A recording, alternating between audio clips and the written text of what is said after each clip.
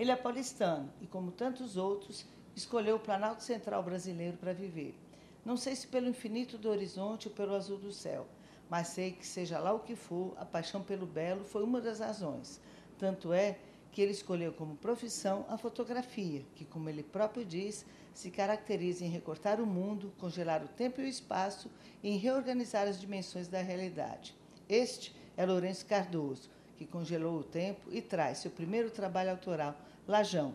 Ele mostra o lado que ninguém conhece de Pirenópolis, cidade turística do interior de Goiás. O Lajão, aquela pedra que a gente conhece como a pedra de Pirenópolis, que pouco representada, pouco reconhecida, que hoje tem o seu momento de representação, de expansão, de reconhecimento como um espaço importante para se pensar a cidade de Pirenópolis. A proposta do trabalho sempre foi essa, de querer resgatar esses pirinopolinos que não são reconhecidos, que estão sempre à margem da sociedade, estão à margem visual da cidade de Pirenópolis e que por esse trabalho são resgatados como figura principal, como objeto de representação para essas fotografias. E como é que é agora o fotógrafo? Como é que é a história de ser fotógrafo, a história da fotografia para você?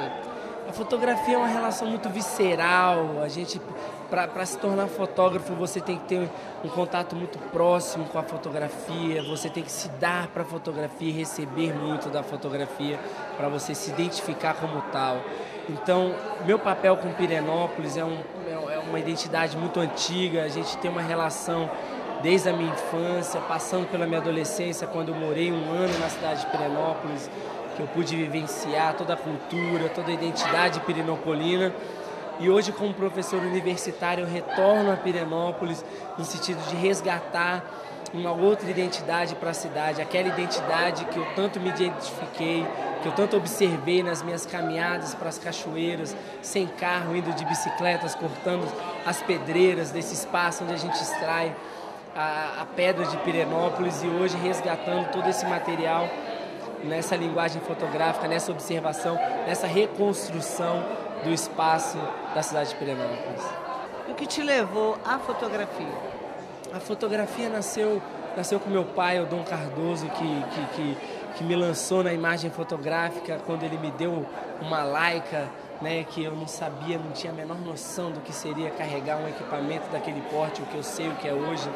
Mas foi nesse início, em 95, 96, que eu comecei a me identificar como fotógrafo, a construir o meu olhar, a observar a cidade de Pirenópolis. E hoje, quando as pessoas me perguntam por que o Lajão, por que as pedreiras, por que essa representação de Pirenópolis, e eu resgato essa resposta justamente nessa minha identidade, nessa minha observação inicial desse espaço. Como é que você define o lado digital da fotografia?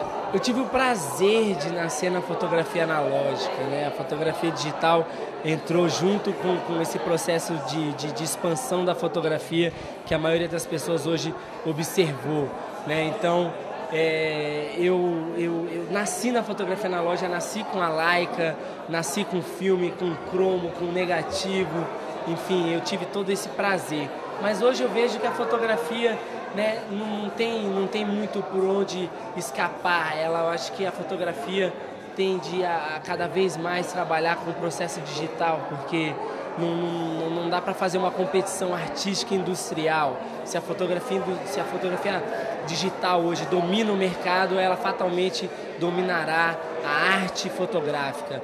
E eu migrei para a fotografia digital, trabalhei durante anos em vários ensaios, em vários trabalhos sociais, enfim, todo tipo de trabalho que eu volto para o lado comercial, ainda faço em fotografia digital, mas os meus trabalhos pessoais, autorais, ainda são muito saudosistas. Eu ainda busco muito esse processo analógico, não só pela minha raiz, mas por poder resgatar, e é o que eu passo sempre para os meus alunos, que o processo analógico ainda faz parte do processo da raiz fotográfica, e independente dessa migração analógico-digital, ela será sempre um objeto de identificação das bases, da raiz, do nascimento da fotografia.